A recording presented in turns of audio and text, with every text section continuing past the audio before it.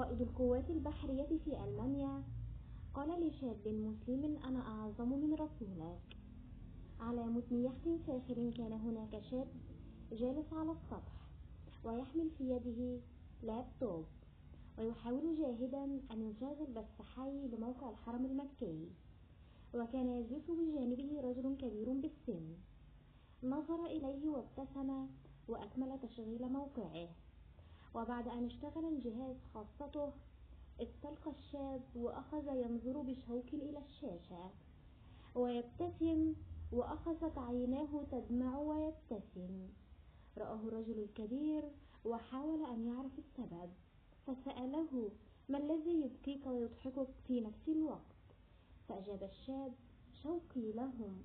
فرد متعجبا: من هم؟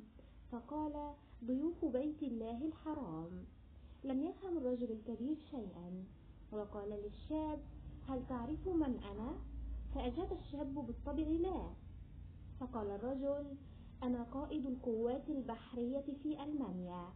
قال له الشاب: تشرفنا.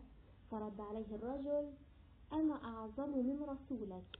فقال له: ومن رسولي؟ قال: نعم، أنت مسلم وتؤمن بمحمد. قال الشاب: نعم، وما الذي يجعلك تقول إنك أعظم منه؟ فقال الرجل: لأنني بكلمة واحدة أستطيع أن أصف جيشا كاملا مكونا من 20,000 جندي في أقل من 10 دقائق. فرد الشاب عليه قائلا: إذا أعطيتك 2,000,000 شخص فكم يلزمك لتصفهم صفا واحدا؟ فأجاب: إذا كانوا تحت تدريبي فسب بأنهم لم يأخذوا أكثر من 2 ساعات. فقال: وإذا لم يكونوا على لغة واحدة ولا عمر واحد كيف تصفهم؟ فقد جمعت لك جنودا من جميع دول العالم، فكيف تقوم بصفهم؟ فأجاب باستهزاء قائلا: مستحيل أن يصطفوا أبدا.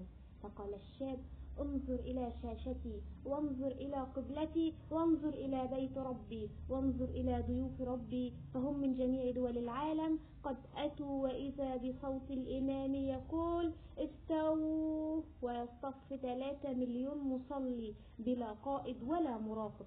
فقال: هذا هو ديننا، وهذه سنة نبينا ورسولنا الذي تستهزئ به. اللهم صل وسلم وزد وبارك على سيدنا محمد.